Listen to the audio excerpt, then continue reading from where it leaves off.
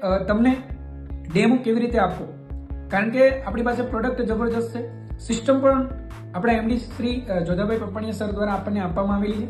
System એટલી effectively છે કે આપણે કોઈ પણ વ્યક્તિ જ્યારે આપણી સાથે જોઈનિંગ લેશે ત્યારે એને ભરપૂર મતલબ એને જેટલી રિક્વાયરમેન્ટ છે એટલું એ સેલેરી બનાવી શકે છે, સેલેરી લઈ શકે છે. પરંતુ જ્યારે એ ડેમો ફાર્મરને આપે છે, યુનિટ બુકિંગ થશે ત્યારબાદ એનું જે કહી શકાય કે એનું સેલેરી મોટું બનાવી શકે છે. પરંતુ ડેમો જે છે એ મહત્વનો પાર્ટ છે. કોઈ પણ જગ્યા ઉપર જ્યારે તમે ડેમો ઇફેક્ટિવલી આપો છો ત્યારે એ સામેવાળા ફાર્મર આપણને બુકિંગ કરાવતા હોય છે. તો હવે ડેમો કેવી રીતે આપવો? ડેમો આપવા માટે એનર્જી કેટલા લેવલે હોવી જોઈએ, કારણ કે જે તમે એનર્જી સાથે વાત કરો છો, ડેમો કેટલો ઇફેક્ટિવલી આપો છો એના ઉપર ડિપેન્ડન્ટ છે કે ફાર્મર તમને કેવો રિસ્પોન્ડ કરે છે. હવે જ્યારે આપણે ડેમોની શરૂઆત કરતા હોઈએ ત્યારે યાદ રાખવા જેવી બાબત છે કે જ્યારે ડેમોની શરૂઆત કરીએ ત્યારે સામેવાળા ફાર્મર કેટલું ભણેલા છે, કેટલું એજ્યુકેશન લીધેલું છે એના ઉપર ડિપેન્ડન્ટ કરે છે. જો ઓછું ભણેલા હશે ને તમારો ડેમો હાઈ હશે તો એમને ખ્યાલ નહીં આવે, અને વધારે ભણેલા હશે ને તમારો ડેમો લો હશે તો પણ એમને મજા નહીં આવે. તો હવે ડેમો ઓછું ભણેલા હોય કે વધારે ભણેલા હોય, બરાબર, પણ એ ડેમો કેવી રીતે આપવો કે ઇફેક્ટિવલી તમે એમને સામેવાળા ફાર્મરને સમજાવી શકો છો. તો આજે હું તમને થોડું શોર્ટમાં સમજાવવાની કોશિશ કરીશ. તો સૌથી પહેલા આપણે ડેમોની શરૂઆત કરતા પહેલા એમનું નામ, નંબર, કોન્ટેક્ટ નંબર વગેરે લીધા પછી એ જમીન પોતે હેન્ડલ કરે છે અથવા એમના ભાઈ જે પણ હોય છે, પણ જે પ્રોપરલી જમીનને હેન્ડલ કરે છે એમની સાથે જ આપણે ડેમો આપીએ ત્યારે શરૂઆતમાં કેવી રીતે વાત કરવી કે સૌથી પહેલા કે એક્ઝામ્પલના માધ્યમથી આપણે એમને વાત કરી શકીએ છીએ કે સર હું તમને એક એક્ઝામ્પલ આપું છું કે આજે દિન પ્રતિદિન ખેડૂતના 3 મોટા પ્રશ્નો છે. જમીન બગડી રહી છે, ઉત્પાદન ઘટી રહ્યા છે અને ખર્ચા વધી રહ્યા છે. આવું કેમ બન્યું? તેનું રીઝન છે કે આપણે અત્યારે સિસ્ટમને ભૂલી ગયા છે અથવા સિસ્ટમ આપણને ખબર જ નથી કયા ટાઈમે કઈ વસ્તુ દેવી.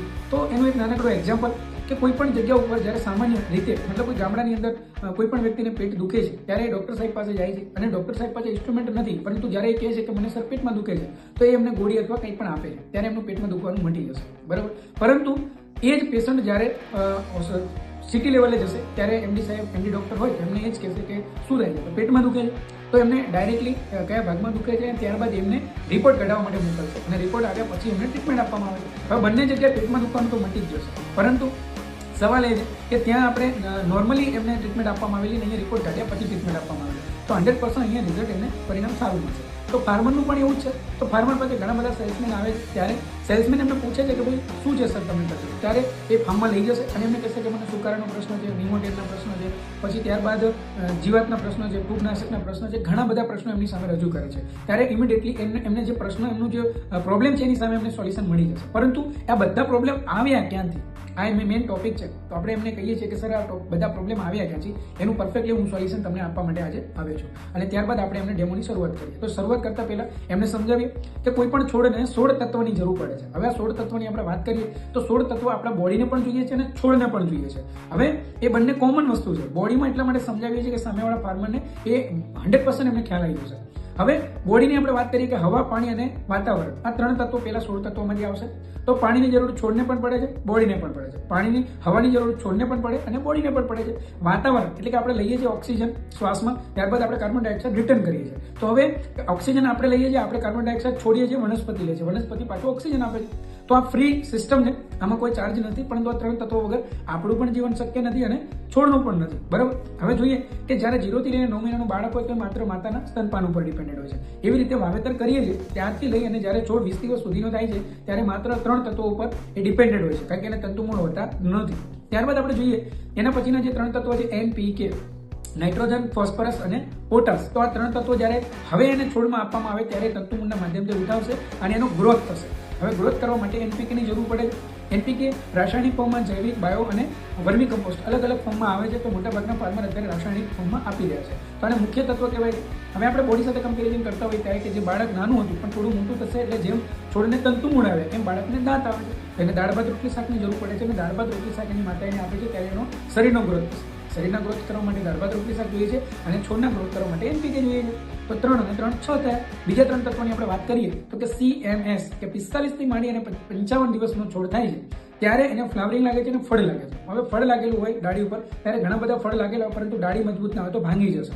હવે ડાળી જ્યારે મજબૂત કરવા માટે એને કેલ્શિયમની જરૂર પડે છે ઉપરની છાલને મજબૂત કરવા માટે મેગ્નેશિયમની જરૂર પડે છે, અને તેલીબિયા પાક હોય તો એને સલ્ફરની જરૂર પડે છે. તો આ 3 તત્વો એના સમય મર્યાદા છે એ સમય દરમિયાન એને આપવામાં આવે તો એ તંતુમૂળના માધ્યમથી લઈ લેશે. તો આ 3 તત્વો આપણા CMS, કેલ્શિયમ, મેગ્નેશિયમ અને સલ્ફર છે.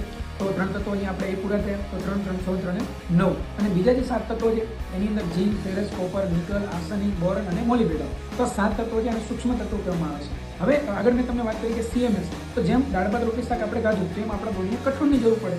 તો આપણે કઠોળ જોઈએ અને છોડને CMS જોઈએ છે ઉત્પાદન અને ઇમ્યુનિટી વધારવા માટે. ત્યારબાદ મેં તમને હમણાં કીધા સૂક્ષ્મ તત્વો. તો એ જેમ આપણે ફળફળાદીની જરૂર પડે એમ છોડને માઇક્રોન્યુટ્રન્ટની જરૂર પડે છે. તો માઇક્રોન્યુટ્રન્ટ કેટલી માત્રામાં જોઈએ? તો શાકમાં જે મીઠું નાખીએ એટલી જ માત્રામાં જોઈએ છે, બરાબર. બીજું કે જ્યારે એ નથી આપતા ફાર્મર તો શું પ્રોબ્લેમ થાય છે? તો જ્યારે એરંડાનું એક એક્ઝામ્પલ આપો કે એમાં પુલિયા નામનો રોગ આવે છે. હકીકતમાં કોઈ રોગ નથી, એ માઇક્રોન્યુટ્રન્ટની ઉણપ છે. હવે માઇક્રોન્યુટ્રન્ટ નથી મળતા ત્યારે પ્રોબ્લેમ થાય છે. એવા જ્યાં પણ ફ્લાવરિંગ ડ્રોપિંગના પ્રશ્ન આવે છે ત્યાં આ પ્રોબ્લેમ માઇક્રોન્યુટ્રન્ટનો હોય છે. તો ત્યારે આપણે એને 7 તત્વો 45-55 દિવસ દરમિયાન એને આપવામાં આવે તો 7 આ અને 3 કેલ્શિયમ, મેગ્નેશિયમ, સલ્ફર, ટોટલ 10 તત્વો એને જ્યારે એ છોડ છે એ તંતુમૂળના માધ્યમથી લેશે એટલે એના નસની અંદર એની ડાળીઓ બધા તત્વો એને મળી જશે એટલે એની ઇમ્યુનિટી સ્ટ્રોંગ બનશે અને વાતાવરણ સામે એ ઝીલી શકે છે. તો કોઈ પણ જાતના એમાં પ્રોબ્લેમ્સ થવા દેતા નથી.